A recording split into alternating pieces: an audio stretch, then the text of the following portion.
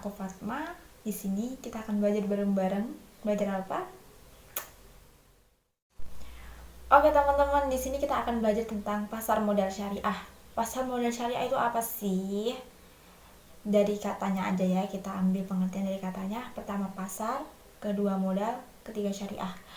Pasar itu tempat bertemunya penjual dan pembeli yang melakukan transaksi jual beli. Nah, kemudian modal adalah tuh objeknya modal, instrumen modal itu ada macam-macam, nanti kita akan jelasin. Kemudian syariah itu sesuai ketentuan Islam. Jadi kesimpulannya adalah pasar modal syariah itu tempat bertemunya penjual dan pembeli, atau yang sering kita sebut penjual adalah emiten atau perusahaan yang menawarkan efeknya, dan investor atau yang memberikan suntikan dana kepada emiten. Mereka bertemu pada pasar modal. Mereka melakukan transaksi modal tertentu. Kemudian syariah, pasar modal yang tidak boleh menyalahi aturan syariah atau aturan Islam, seperti itu. Oke teman-teman, abis kita tahu pengertian dari pasar modal syariah itu sendiri, kita harus tahu tuh kenapa ada pasar modal syariah gitu. Karena pasar modal konvensional mereka nggak beda-bedain tuh, di situ ya semua dianggap sama, seperti itu. Nah, kalau di pasar modal syariah itu yang boleh masuk atau yang boleh diperjualbelikan itu hanya yang sesuai aturan Islam aja teman-teman. Udah jelas kan, syariah. Kemudian akadnya pun menggunakan akad-akad syariah. Kemudian juga di pasar modal syariah itu nggak hanya cuma diatur oleh UUPM atau Undang-Undang Pasar Modal aja teman-teman, tapi mereka juga diatur oleh Al-Quran dan Sunnah. Jadi nggak boleh tuh nyeleweng dari Al-Quran dan Sunnah. Kemudian mereka juga diawasin sama Dewan Khusus atau yang sering kita sebut Dewan Syariah Nasional. Mereka mengawasi transaksi-transaksi dan produk-produk yang dijual di pasar modal syariah itu nggak nyalahin aturan, seperti itu teman-teman. Oke, selanjutnya kita akan bahas tentang produk-produk yang dijual di pasar modal syariah. Kita akan bahas 3. Di sini ada saham syariah, ada sukuk, juga ada reksadana syariah. Yang pertama adalah saham syariah. Nah, saham syariah itu adalah bukti kepemilikan atau bukti tanda kepemilikan atas suatu aset atau pendapatan dari suatu perusahaan, bergantung pada berapa persen, berapa banyak dana yang kita kucurkan untuk perusahaan tersebut, yang tidak boleh menyalahi aturan Islam. Nah, yang bikin beda tuh kayak gitu, yang menyalahi aturan Islam teman-teman, dimana saham syariah itu perusahaan yang ngeluarin saham syariah itu nggak boleh bertransaksi atau melakukan produksi yang menyalahi aturan syariah Islam. Kemudian produknya pula nggak boleh, produk-produk haram tuh nggak boleh, atau yang belum jelas kehalalannya. Contoh, pabrik rokok ngeluarin saham. Nah, saham mereka tuh nggak saham syariah teman-teman. Karena apa? Produk yang mereka jual belikan itu bukan produk jelas kehalalannya. Mereka tuh belum jelas rokok itu halal haramnya, seperti itu. Nah, habis itu pendapatan non halalnya tuh nggak boleh lebih dari 10% dari pendapatan total mereka. Kemudian utangnya itu nggak boleh lebih dari 45% dari seluruhan aset yang mereka punya. Jadi kemudian saham-saham yang lolos uji, lolos penyaringan bahwasanya lulus kriteria tersebut, mereka akan masuk ke jajaran saham syariah teman-teman, atau yang kita sering sebut ISSI atau Indeks Saham Syariah Indonesia. Nah, di situ ada seluruh daftar saham syariah yang ada di Indonesia teman-teman.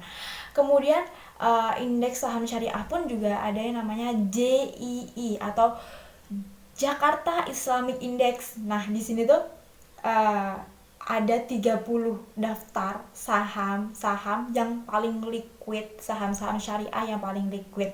So kalau kalian pengen tahu lebih lanjut tentang ISSI dan GII, daftar-daftar itu, kalian bisa cek aja langsung ke OJK atau ke BEI. Oke, yang kedua dari produk pasar modal itu ada yang namanya sukuk atau yang sering kita sebut obligasi syariah. Nah, di sini tuh sukuk itu artinya sertifikat tanda kepemilikan aset atas suatu perusahaan kayak gitu. Nah, di mana di dalam sukuk itu tertera tuh underlying aset apa aja yang jadi milik kita kayak gitu. Nah, kalau obligasi kan keuntungannya tuh dari bunga kan teman-teman, kita ngasih utang ke perusahaan dapat keuntungan berupa bunga. Nah kalau di sukuk itu pakai prinsip syariah teman-teman, itu ada ijaroh, istisna, mudarobah, musyarakah, wakalah, kemudian kafalah, seperti itu. Jadi keuntungan itu nggak bunga, jadi keuntungannya tuh bisa upah, bisa itu bagi hasil karena kita sudah mengasih aset kita ke perusahaan tersebut, seperti itu teman-teman. Nah sukuk sendiri itu diterbitkan atas persetujuan Dewan Syariah Nasional juga teman-teman.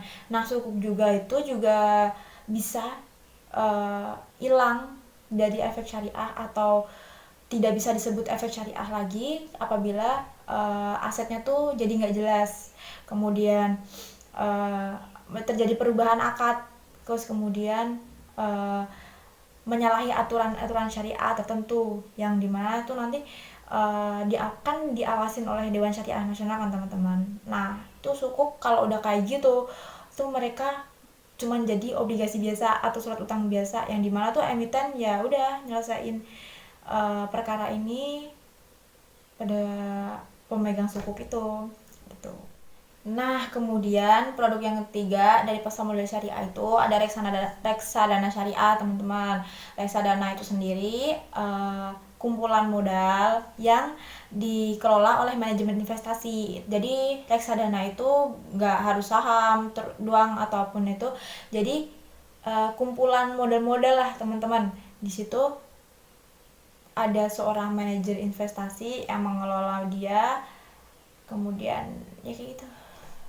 Sistemnya tuh kayak mirip saham, kalau reksadana itu kayak saham gitu teman-teman. Nah kemudian reksadana syariah itu ya syariah, nggak ya kayak saham tadi, nggak boleh menyalahi aturan bla bla bla. Sahamnya yang ada di reksadana pun juga nggak boleh menyalahi aturan syariah. Kemudian kalaupun itu deposito tuh bunganya harus sesuai ketentuan, seperti itu teman-teman. Nah, reksadana sendiri itu juga ada macam-macam teman-teman. Ada reksadana saham, ada reksadana pendapatan tetap, reksadana pasar uang, kemudian ada reksadana campuran, ada reksadana terproteksi, kemudian ada reksadana efek luar negeri, terus reksadana sukuk, reksadana indeks, seperti itu teman-teman. Jadi reksadana itu ada macam-macam, bergantung pada persentase di dalam reksadana itu sendiri kayak gitu. Nah kita udah belajar tentang pengertian sampai kenapa kok ada pasar modal syariah, kemudian sampai kita udah belajar produk-produk di pasar modal syariah. So maybe it's enough untuk video ini.